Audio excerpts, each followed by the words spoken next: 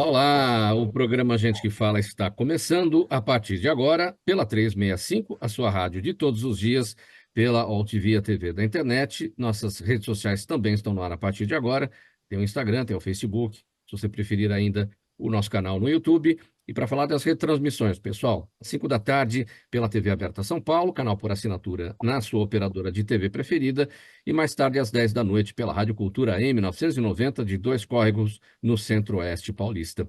O nosso convite a partir de agora para você ficar com a gente, curta, comente, compartilhe a transmissão do programa Gente que Fala aí pela próxima hora, utilize bastante suas redes sociais, suas plataformas digitais, interaja também com a gente pelo nosso WhatsApp, fazendo perguntas aos convidados de hoje. 973350038 é o número do WhatsApp, 973350038. Eu sou Mauro Friesman, edição de terça-feira, e a gente vai conhecer os nossos convidados, aqueles que vão analisar, vão debater todos os temas por aqui propostos hoje. Delegado de Polícia, Dr. Luiz Carlos Magno, professor universitário, autor, delegado de polícia aposentado, né? Autor do livro Prevenção às Drogas, Você Pode Vencer. Doutor Magno, bem-vindo. Como estão as coisas? Mauro Frias, um prazer, uma alegria retornar ao nosso programa, juntamente com os nossos colegas, e vamos aí para debater os assuntos do nosso cotidiano. Muito obrigado pelo convite. Obrigado, delegado Magno. Eu apresento também o doutor Alexander Spooner. Ele é advogado especializado em regularização de imóveis e ações de uso capião, presidente da Comissão de Direito Imobiliário da OAB Águas de Lindóia, interior de São Paulo. Ele também integra o Instituto Brasileiro de Direito Imobiliário. Doutor Alexander, como estão as coisas? Tudo bem? Obrigado pela presença, por aceitar o nosso convite. Está em Águas de Lindóia. Tudo bem, doutor? Bom dia, Mauro. Tudo bem? Uma honra estar aqui novamente com você. Agradeço imensamente pelo convite. Honra compartilhar aqui com colegas tão renomados e com tanto conhecimento aí para compartilhar para esse público que nos assiste aqui. Obrigado pela presença mais uma vez com a gente, pela colaboração. Também doutor Sérgio Jafé, advogado, especialista em direito imobiliário, mais um advogado, operador do direito imobiliário aqui com a gente. Ele é autor do livro Ser Síndico Não é Padecer no Condomínio. Tudo bem, doutor Jafé, bem-vindo. Bom dia, Mauro. Bom dia, colegas de bancada. Hoje temos aí colegas ilustres aí que vão ajudar a esclarecer temas relevantes aí para a nossa vida social, da nossa sociedade. Gostaria de agradecer você, Mauro, a Zenilda, ao Fausto e ao Pedro, por estar sempre lembrando aí de me integrar a essa honrosa bancada. Muito obrigado e sempre um prazer estar com você.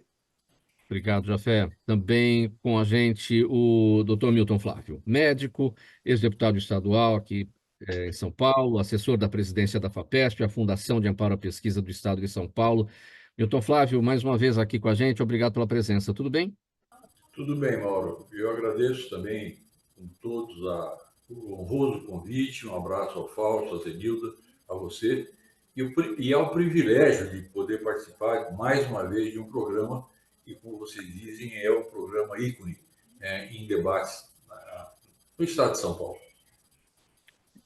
Vamos lá, gente. Nosso primeiro assunto desta edição do programa Gente que Fala de hoje, terça-feira, um noticiário quente desde cedo, porque a Polícia Federal prendeu 4 militares da elite do Exército, os chamados kits pretos, e também um policial federal, todos suspeitos de planejarem um golpe de Estado e articularem a prisão e o assassinato de Lula e Geraldo Alckmin em 15 de dezembro de 2022, ou seja, um planejamento que acontecia pouco antes da posse do governo eleito. O ministro Alexandre de Moraes do Supremo Tribunal Federal também seria morto de acordo com este plano, segundo as investigações. A Polícia Federal diz que esse plano de ação foi discutido na casa do general Braga Neto, então ministro do governo Bolsonaro. E os militares do Exército presos hoje de manhã são Hélio Ferreira Lima, Mário Fernandes, Rafael Martins de Oliveira e Rodrigo Bezerra de Azevedo. O policial federal preso é Vladimir Matos Soares. Milton Flávio, começo com você a respeito desse tema. A Polícia Federal certamente fazendo aí as suas investigações e as suas relações entre este plano, que, né, foi desvendado aí de morte do presidente Lula, do vice-presidente Geraldo Alckmin e do ministro Alexandre de Moraes, pouco antes da posse, né, do novo governo, e fazendo aí as suas relações com o que veio logo a seguir, os atos de 8 de janeiro de 2023. Sua análise. Olha, é um fato, talvez o fato mais grave que nós tivemos notícia a partir da disputa eleitoral que nós vivenciamos no ano passado. Mais grave ainda porque me parece que uma das reuniões foi feita na casa do general Braga Neto, que foi o candidato a vice na chapa do Bolsonaro. Pelo que eu tive a oportunidade de ouvir, eu vinha aqui para a FAPESP, acompanhei o noticiário pelo rádio, parece que as notícias e as informações e as provas são robustas, né? As gravações que foram feitas, os áudios, as reuniões que foram realizadas, e assusta todos nós, né? Como alguém, ou como a cabeça de alguém pode imaginar que não é mais nenhum processo de golpe, era um processo de golpe e assassinato dos candidatos que disputaram a eleição, o presidente Lula, vice-presidente e o presidente do Tribunal Eleitoral. Mauro, é muito grave isso, né? Eu espero que a Polícia Federal e as investigações cheguem a bom termo e, se efetivamente isso for comprovado, me parece que é o fato mais grave com o qual nós convivemos a partir da eleição do ano passado. Até a semana passada se falava bastante na anistia, né? Aquelas pessoas que participaram dos atos de 8 de janeiro. A gente viu essa ideia prejudicada, né? Quando houve, na semana passada, aquele ataque ao Supremo Tribunal Federal, que culminou com a morte do autor, né, daquele ataque, a explosão do carro no estacionamento da Câmara dos Deputados. Enfim, esse episódio de hoje, essa investigação que vem à tona agora, prejudica ainda mais essa ideia de anistia? Com certeza. Eu, honestamente, quando aconteceu o atentado da semana passada, eu imaginei que, eventualmente, tivesse havendo uma valorização exagerada do fato. Talvez esse fato pudesse ser o fato de um lobo solitário, de uma pessoa isolada, mas, por coincidência, em seguida vem essa revelação. Então, nos parece que, se alguém imaginava uma anistia histórica daqueles que participaram do ato, me parece que isso foi afastado e nós retomamos ou retrocedemos um bom tempo na avaliação e na perspectiva de que isso possa ser solucionado sem a prisão dos envolvidos. Jafé, sua análise a respeito dessa notícia da manhã, a Polícia Federal, portanto, prendendo aí os militares suspeitos de um planejamento de golpe e da morte, né? Um planejamento de morte do presidente Lula, do vice-presidente Geraldo Alckmin e do ministro do Supremo, Alexandre de Moraes, pouco antes da posse do governo eleito, ainda no final de 2022. Olha, Mauro, eu vejo isso com muita reserva, eu vejo isso com muita desconfiança. Nós tivemos um presidente que, à época, cansou de ser admoestado, até pela própria forma dele agir, da própria forma dele falar, que talvez não fosse muito condizente com a investidura do cargo, porém, um presidente que sempre prestigiou a questão da liberdade, do direito de pensamento. Tivemos até vídeo do presidente com a cabeça sendo chutada como uma bola de futebol. Ninguém foi punido, não recordo ninguém que tenha sido punido por isso. Sempre se falou muito nas tais 4 linhas de respeito das 4 linhas da Constituição, e, de repente, já está há mais de 2 anos se falando de uma minuta de golpe.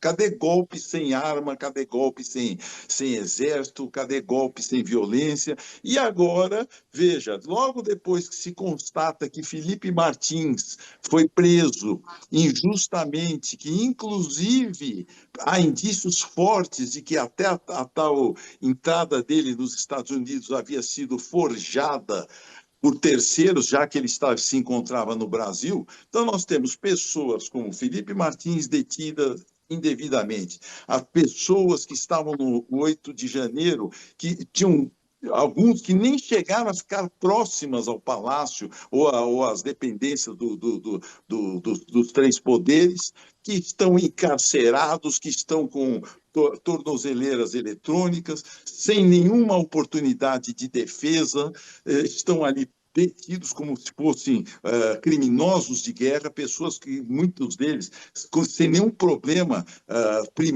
réus primários, que não cometeram nada, esquecendo-se que quando o Temer assumiu, os três poderes também foram ameaçados com invasões e que resultaram em nada. E agora vem essa pantomima, não sei se pode ser que até eu venha pecar pela boca aqui, cair aqui realmente e ser derrubado por provas contundentes, mas eu acho que enquanto isso não ficar muito bem esclarecido, eu desconfio de tudo isso. Infelizmente, nós estamos vivendo tempos estranhos no país, em que valores estão sendo subjugados, em que pessoas... você tem hoje um Supremo Tribunal extremamente ativista, dito e confessado pelo próprio ministro, o presidente Barroso, que se vangloria de ser hoje presidente de um tribunal ativista, quando não deveria. Eu sou advogado, tem o doutor Alexandre, que está aí participando dessa bancada honrosa de hoje, que vai dizer, acredito eu, a mesma coisa: o judiciário é para julgar e não para ser ativista. Então, tudo para mim, enquanto não tiver uma prova realmente contundente, para mim, por enquanto, eu vejo como absolutamente temeroso tudo isso que está havendo aí, essas apurações. Não acredito que o Exército fosse compactuar com isso, ao contrário, não tem o ministro do Exército, Tomás, que diz que caso que deu voz de prisão ao presidente Bolsonaro por ele ter cogitado uma conversa que nunca se sabe se ocorreu mesmo, se ela existiu, se não existiu. Eu acho que aqui nós estamos caminhando para um terreno muito perigoso. Eu acho que a proximidade do Bolsonaro com o atual, novo, futuro governo americano, isso está incomodando. Então, aí eu me reservo a proferir uma opinião mais contundente se realmente houverem provas cabais e irrefutáveis, mas provas legítimas. Isso que precisa ter, provas legítimas que a sociedade merece saber e tem que estar a par do que realmente aconteceu, se é que aconteceu. Doutor Alexandre, a sua análise sobre esse nosso primeiro assunto. Mauro, é realmente uma situação assim, extremamente delicada, né? Esse ativismo judicial, como bem disse o Dr. Sérgio aqui, ele é algo bem complexo mesmo, né? O judiciário tem de aplicar a legislação e, ao mesmo tempo, a gente tem uma questão assim, tão delicada, né? A questão de preservação do Estado democrático, esse suposto envolvimento militar que, né, seria algo muito grave, né? E isso efetivamente aconteceu.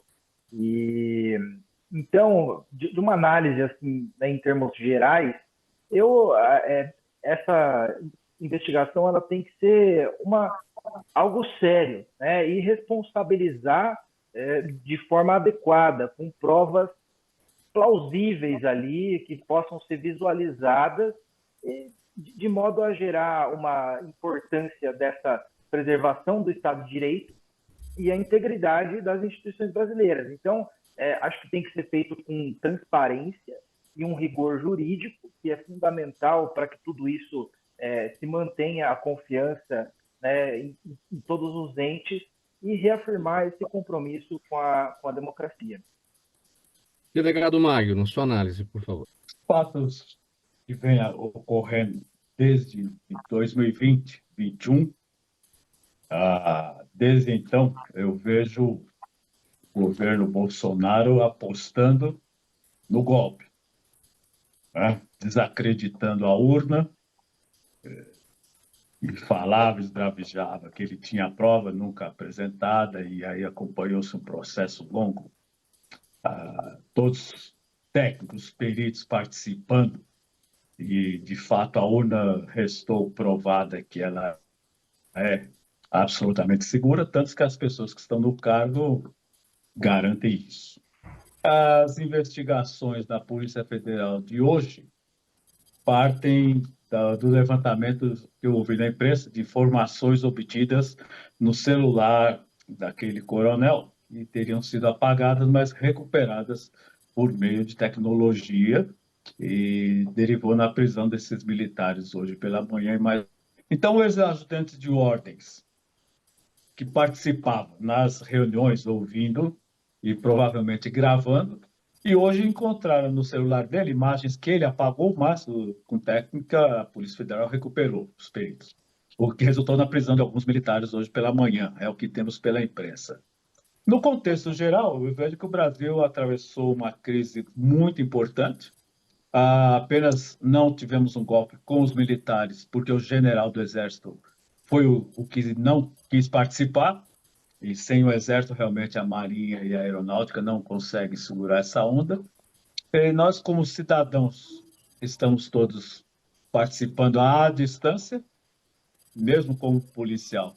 As investigações são em termos sempre reservados, de maneira que nos cabe acompanhar e ver o que vamos acontecer, mas de maneira eu vejo que o Brasil está caminhando, não é?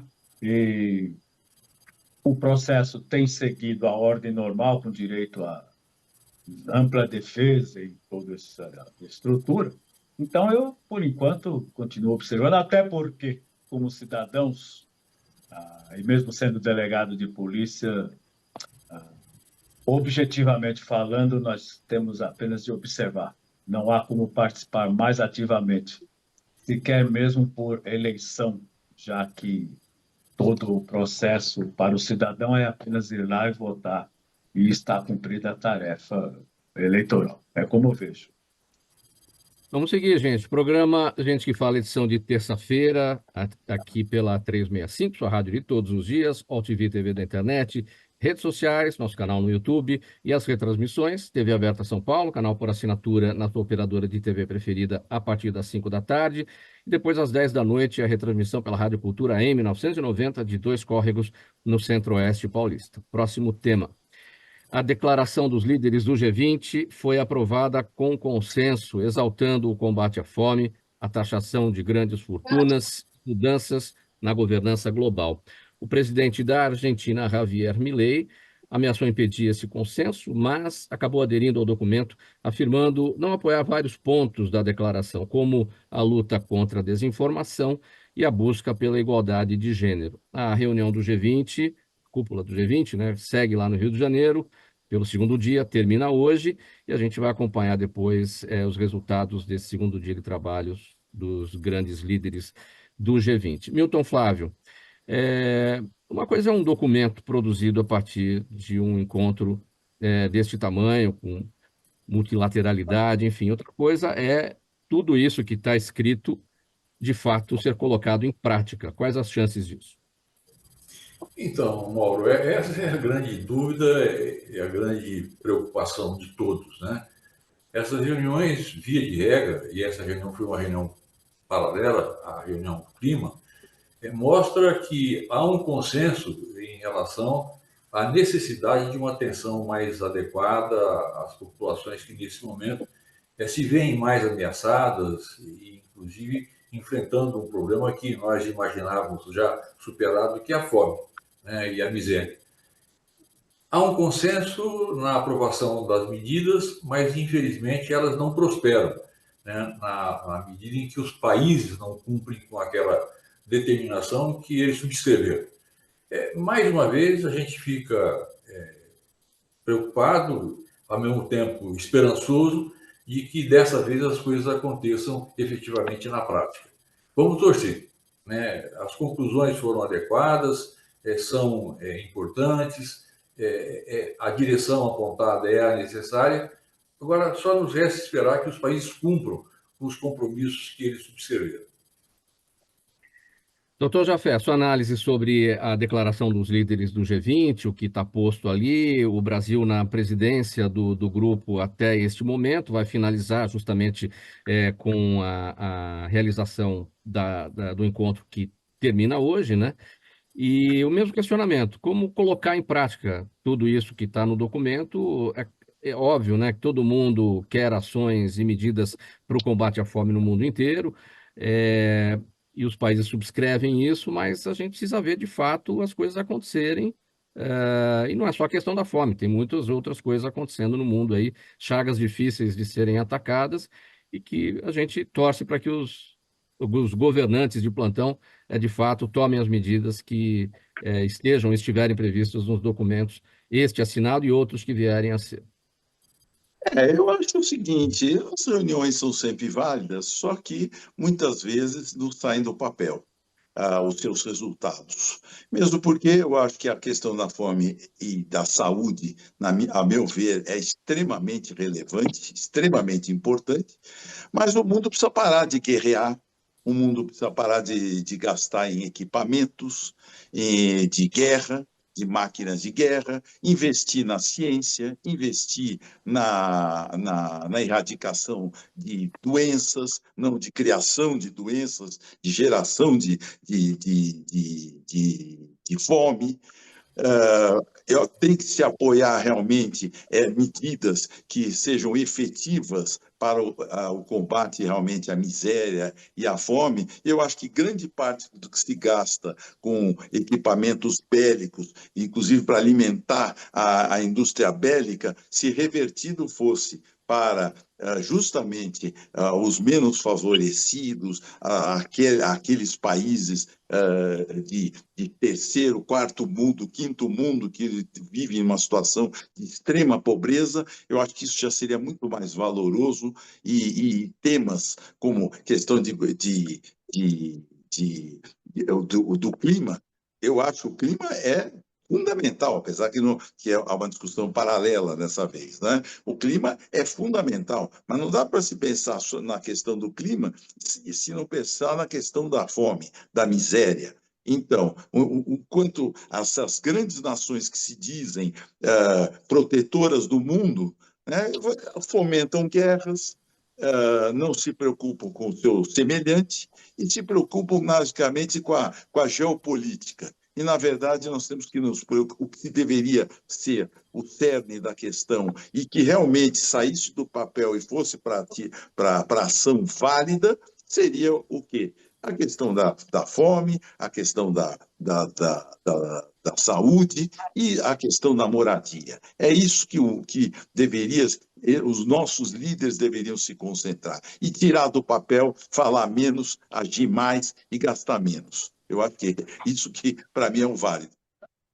Doutor Alexander, de que forma os dois eventos se ligam, né? A COP29, a discussão a respeito do clima, que aconteceu na semana passada lá no Azerbaijão, e aqui a cúpula do G20 no Brasil, no Rio de Janeiro. Lá a questão do clima, aqui a questão da fome, como é que essas coisas se ligam?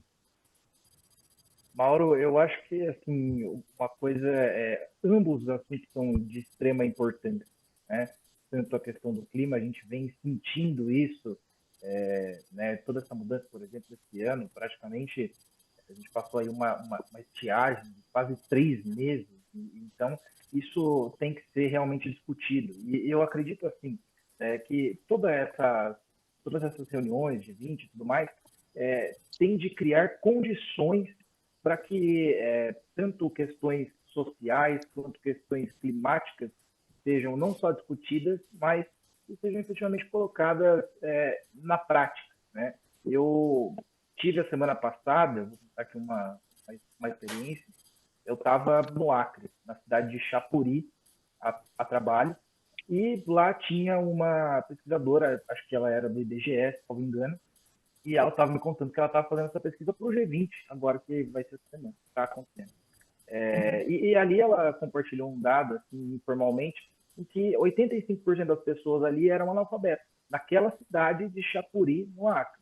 É uma cidade, né, razoavelmente pequena, mas com uma extensão territorial muito grande, predominantemente pessoal de zona rural, e que não tiveram acesso à educação. Então, assim, todos esses são temas que são interligados, né?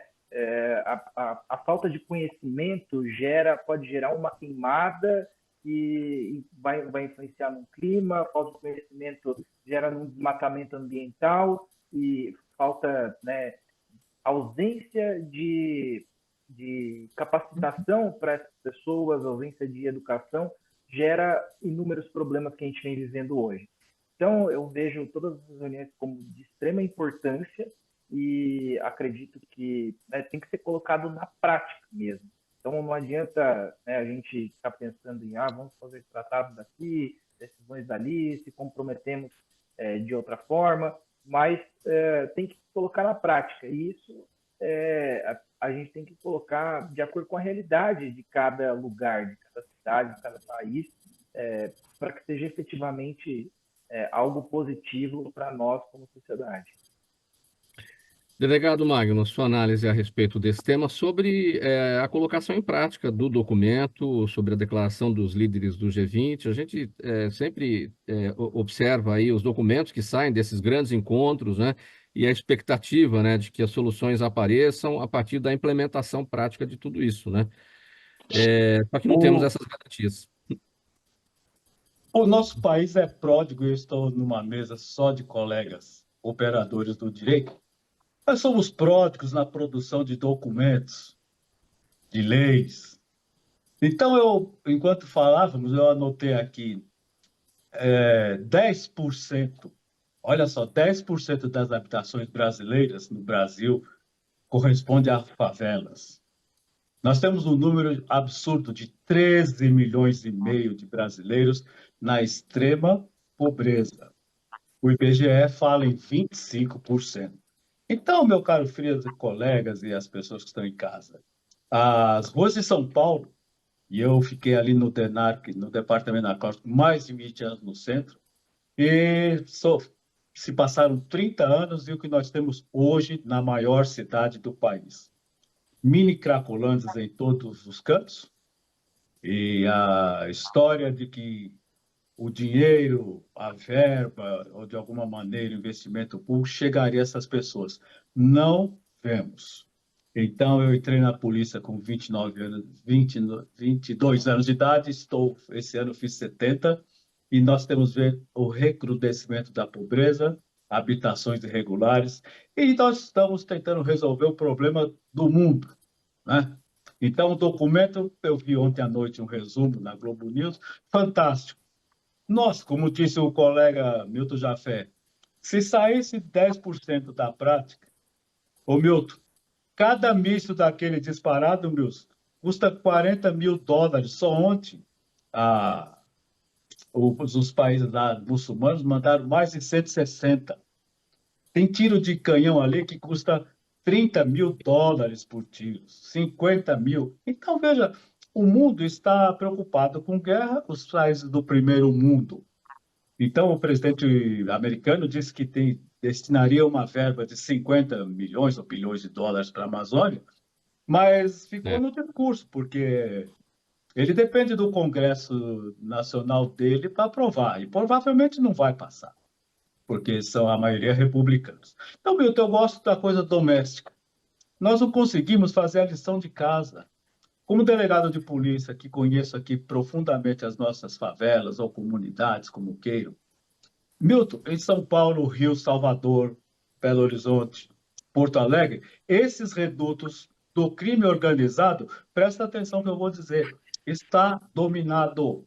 A menos que o Brasil fizesse, parece que não vai fazer, um esforço concentrado para começarmos a resolver o problema do crime organizado, para depois chegar nas comunidades e ajudar essas pessoas. Veja, nós estamos numa distância. Então, eu sou um observador, acho a carta linda, mas na prática, eu não consigo imaginar. Estou vendo aqui a discussão do Congresso nosso, o nosso ministro da Fazenda, veja que ele não conseguiu tirar um centavo de suas excelências, os deputados federais e senadores. Não toque na nossa verba. Estamos falando de 52 bilhões. Doutor Alexandre, e com a palavra, o doutor Sérgio, que está querendo levantar a mão, pode entrar na conversa aí. Doutor Milton. Não, eu só queria comentar, na direção do que está falando você, Magno, colocar dois aspectos contraditórios, né? Como disse o delegado Magno, né, os 50 milhões de dólares que o presidente americano nos ofereceu e que depende de uma aprovação de um Congresso que provavelmente discutirá essa lei no ano que vem com outro governo, provavelmente sequer será aprovada, é menos de 1/1000, né, do que os Estados Unidos investiu na Ucrânia para a manutenção daquela guerra. Outro fato relevante. O Brasil que subscreve essa proposta, que provavelmente vai subscrever ou fazer ou considerar fatos relevantes na preservação ambiental, no mesmo momento em que está discutindo e aprovando essas medidas, assina um contrato ou assina um convênio com a Argentina, né, para importar gás de xisto, que é um gás absolutamente retirado de maneira inadequada, poluente, e que no Brasil é proibido. Então, nós proibimos a obtenção de gás de xisto no Brasil, mas importamos o gás de xisto da Argentina. É uma contradição que ninguém consegue explicar, Mauro. E é por isso que todos nós observamos o que acontece no Rio, o que acontece em Paris, né? Mas a gente fica sempre desconfiado da diferença e da distância que existe entre aquilo que é assinado, aquilo que é proposto e aquilo que efetivamente é executado. Estou dando dois exemplos agora de contradições que são simultâneas, né? Acontecem ao mesmo tempo. Os Estados Unidos oferecendo 50 milhões de dólares para o Brasil preservar a sua floresta e gasta 1000 vezes mais, né, ou muito mais de 1000 vezes, na guerra da Ucrânia. E o Brasil que pretende defender a sua floresta, né, assinando um convênio e contratando a compra de um gás de maneira absoluta, obtido de maneira absolutamente inadequada e proibida no nosso país. Vamos seguir ao próximo tema. É o mundo Sim, da contradição, né? Eu tenho que concordar, né, com o senhor Milton, com o delegado Magno. É a contradição que, infelizmente, domina os nossos tempos, né? Então, hoje nós vivemos tempos difíceis, não só aqui no Brasil, como mundialmente, onde a contradição, os interesses escusos imperam, infelizmente. Vamos seguir, gente. Programa Gente que Fala, edição de terça-feira, aqui pela 365, sua rádio de todos os dias, All TV, TV da internet, redes sociais, YouTube e as retransmissões. 5 da tarde, TV aberta São Paulo, canal por assinatura na sua operadora de TV preferida. 10 da noite, Rádio Cultura AM 990, de Dois Córregos, no Centro-Oeste Paulista. Milton, eu vou seguir com você aqui nesse próximo tema. Nós vamos dizer o seguinte: o Tribunal de Contas da União abriu ontem 2 processos para investigar os gastos públicos realizados com o evento Aliança Global Festival contra a Fome e a Pobreza, apelidado de Janjapalooza, promovido pela primeira-dama Janja da Silva. O festival ocorreu paralelamente aos fóruns de debate da cúpula do G20, lá no Rio, e contou com apresentações de diversos artistas. Nesse pedido encaminhado ao TCU, o deputado Ubiratã Sanderson, do PL do Rio Grande do Sul, argumenta que o uso de recursos públicos num evento, num contexto de crise econômica no país, é incompatível com os princípios da legalidade que regem a administração pública. O festival foi patrocinado, Milton, por empresas federais, como o Banco do Brasil, BNDES, Caixa, Itaipu e Petrobras. O que há de errado, o que há de ilegal, o que há de imoral nisso tudo, Milton? Não, é difícil dizer, né, Mauro? Seria uma irresponsabilidade minha, em princípio, condenar, né? Mas me parece mais uma atitude, pelo menos discutível, né, da nossa primeira-dama, que tem interferido diretamente em ações, em atos, eu diria, né, na atividade que o próprio presidente assume e que tem sempre criado constrangimento, né? Ela sempre faz uma atividade paralela, chama artistas, e eu não consigo ver, né, como isso pode estar ajudando e contribuindo com os objetivos primários do evento. Ah, vamos seguir aqui com o próximo tema. Eu já estou abreviando, gente, em razão do nosso tempo. A gente tem 4 temas ainda pela frente. Eu vou seguir aqui para dizer a respeito das chamadas mini Cracolândias. Elas estão ganhando os espaços da região da Avenida Jornalista Roberto Marinho, zona sul da capital, região do Campo Belo, né? O local reúne barracas de sem-teto, acumula lixo, entulho, tem problemas de iluminação pública. A Prefeitura de São Paulo diz ter feito mais de 3.000 atendimentos de assistência social naquela região, além de investimentos em zeladoria. E a Secretaria de Segurança Pública afirma que tem intensificado o policiamento e que a apreensão de drogas na região tem aumentado. Doutor Magno, essa realidade das mini cracolândias não é só ali na região da Roberto Marinho, não, né? Depois que aquilo pulverizou, né, saiu do centro de São Paulo aquela concentração, muitas regiões da cidade estão dominadas por isso. Na cidade de São Paulo, você vai encontrá-las, que eu tenho visto em Santana, onde eu moro, na Moca, na Lapa, Santo Amaro, Perdizes, no Baixo Glicério, enfim, eu ficaria a manhã toda descrevendo.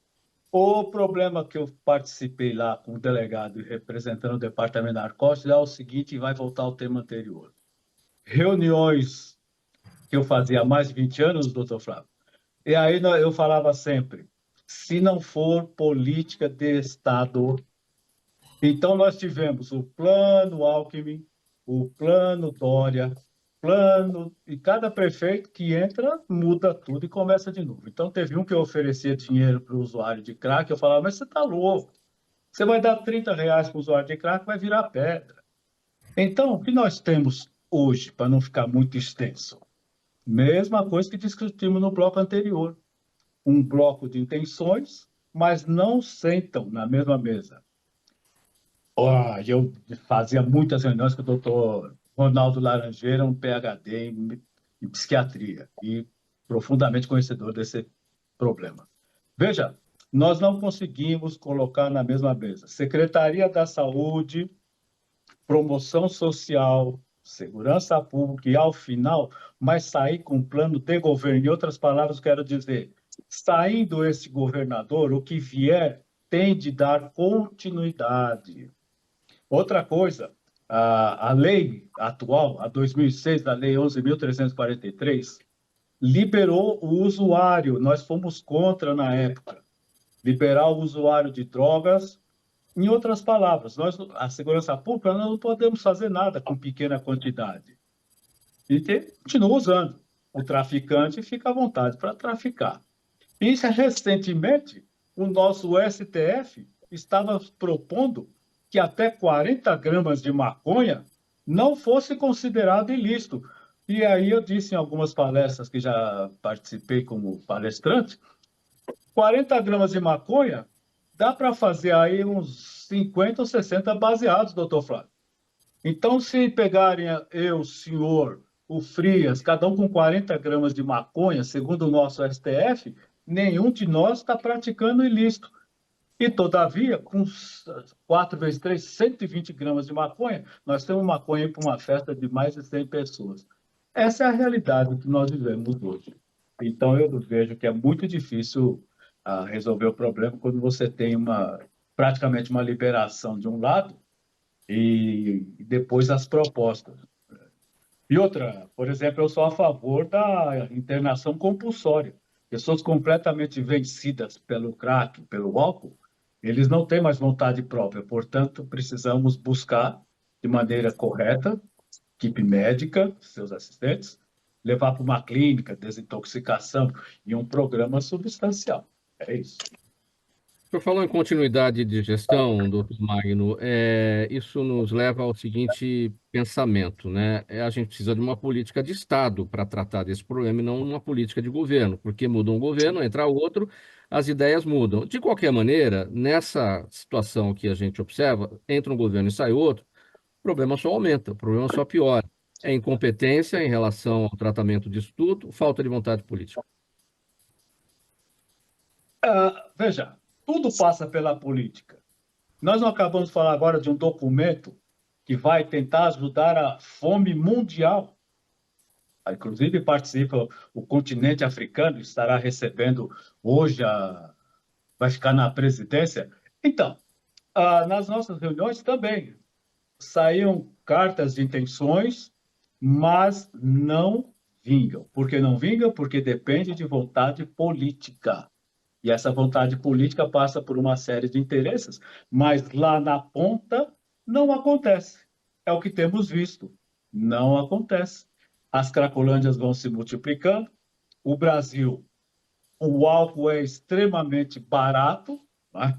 Então o consumo de bebida alcoólica não é policiado, a não ser uma lei que diz que é proibido vender para menor de 18 anos, que nós sabemos que é uma grande balela, uma pesquisa realizada pelo CEBRID, o Centro Brasileiro de Informações sobre Drogas, e eu vou dar um número aqui assustador. 70% dos nossos comerciantes, donos de bares e dessas pequenas lanchonetes, eles vendem bebidas alcoólicas para menores sem o menor constrangimento. É isso. Seguindo o próximo tema aqui na nossa edição do programa Gente que Fala, com o Dr. Sérgio Jafé, vamos falar sobre o seguinte: o envidraçamento de varandas de apartamento vem se popularizando e a gente viu muito isso acontecer nos últimos anos, e isso tem um objetivo, né? As pessoas querem aumentar a privacidade dos locais onde moram, então, privacidade, adequação da temperatura dos imóveis, tudo isso pesa na hora dessa decisão de fazer o fechamento da varanda com os vidros. Só que antes de realizar uma obra dessa, né, é preciso prestar atenção em algumas questões legais, algumas questões burocráticas, né? Tem toda uma regra, um regramento, uma norma para isso, né, doutor Jafé? Na verdade, é uma discussão recorrente em todos os condomínios que dispõe daquelas sacadas, aqueles terraços gourmets, e que os condôminos querem aproveitar o seu espaço, querem cobrir o espaço para uma maior aproveitamento, utilização da área privativa. E, nesse caso, alguns embates surgem porque tem condômino que quer fechar, fazer aquele fechamento ou com rolon, ou usando uma esquadria diferente daquela do prédio, maculando, né, a própria fachada. E o que ocorre? Para evitar isso, o que é necessário? Se estabelecer padrões por meio de assembleia extraordinária ou ordinária de condomínio, onde se discuta, se houver o ânimo, né, a vontade de alterar a questão do uso do fechamento, do uso dos terraços, então, ou das sacadas, tem que ser discutido isso de uma maneira para que se chegue a uma uniformidade em termos de vidros, em termos de lâminas e fechamentos de vidros, em termos de esquadrias metálicas, e verificando, sempre respeitando, né, a possibilidade de se instalar isso, né, da viabilidade sem que comprometa a estrutura dos terraços ou das sacadas. Então, tem que se verificar com responsabilidade, porque, de repente, você pode causar um acidente, uma quebra ou um desabamento de uma sacada, ou uma quebra de um vidro, ou que realmente atinja as pessoas do condomínio ou mesmo transeuntes, isso pode trazer um problema de enorme monta para o condomínio. Então, tudo tem que ser definido em assembleia e estabelecendo-se os devidos padrões. Os condomínios modernos trazem esses espaços, não é, doutor Jafé? Porque é um conceito de local de convivência, as pessoas se reúnem para fazer churrasco, enfim, para reuniões familiares e de amigos. Então, daí essa necessidade de manter a privacidade e a ideia do fechamento com vidros, né? Esse espaço não pode ser fechado, na verdade, né? A prefeitura não permite. Acabou que se institucionalizou isso, né? Mas não é uma medida legal, né? Na realidade, eu vou entender como você falou mesmo. Não é algo vedado, mas também não é permitido. Mas o que ocorre? Desde que não macule as fachadas, desde que não traga uma poluição visual, e desde que não ofenda a infraestrutura técnica, né, do empreendimento, ou seja, seja, não traga um peso desmedido que possa comprometer a estrutura, eu não vejo problema, desde que seja feito com padrão. Então, o que que ocorre? Também as construtoras, elas fazem já esse tipo de espaço, porque sabe que isso aqui é um espaço que eles até cobram indiretamente e, ao mesmo tempo, eles trazem até uma beleza, né, para o apartamento, uma amplitude, e que as pessoas hoje estão sempre à procura de espaço, né? Até para compensar a falta de espaço dos quartos, né? Hoje se vê quartos minúsculos, né? Com salas maiores. Então, É. para compensar esse tipo de coisa, as pessoas se socorrem não só para a questão da privacidade, mas como questão de aproveitamento. Então, tudo tem que ser feito de forma padronizada. E eu tenho visto muitas discussões jurídicas, porque tem condôminos que não obedecem os padrões e aí são demandados pelo condomínio com justa razão.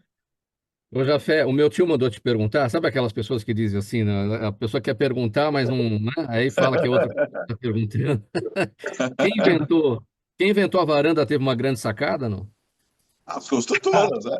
Justamente com o intuito, né, de atrair compradores e tudo mais, o custo é baixo, tá certo? E a cobrança é alta.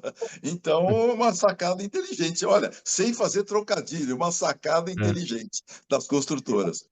Viu, Bom, como Mauro? escolher Mauro, Fala, só fazer Milton. um comentário, né? Além disso que o Sérgio comentou, o que eu tenho visto aqui em São Paulo são prédios que estão introduzindo a fachada, né? Quer dizer, eram prédios ou apartamentos que não tinham fachada, não tinham sacada, não tinham varanda, e que agora constrói, né, um anexo, né, que vai oferecer a cada apartamento ou a cada andar uma sacada ou algumas sacadas para embelezar e para ampliar, inclusive, a área do próprio prédio.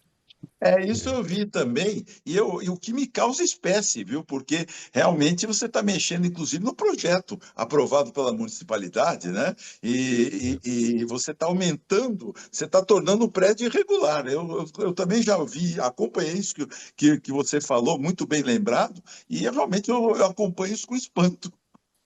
Doutor, Jafé, fica a pergunta, né? Como que vai ficar a questão registral disso daí? Será uma retificação da área em cartório?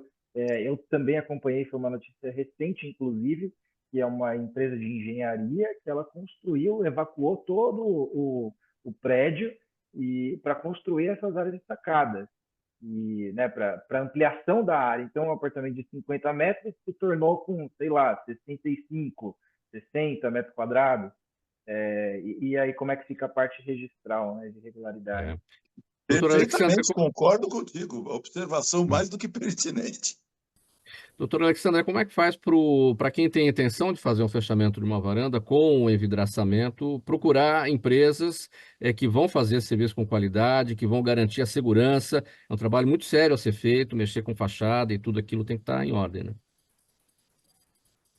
Eu penso assim, né, a questão do fechamento com o envidraçamento de sacadas, ele é assim, ele tem que ser deliberado em assembleia, né, questões condominiais ali que vão ser discutidas, e tem que ser, né, de forma a não alterar a fachada.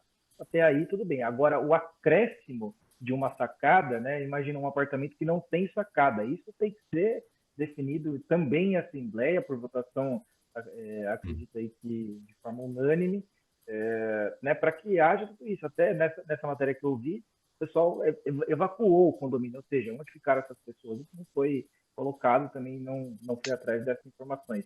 Mas, né, como é que fica? Porque vai ser uma construção nova ali, um acesso de área.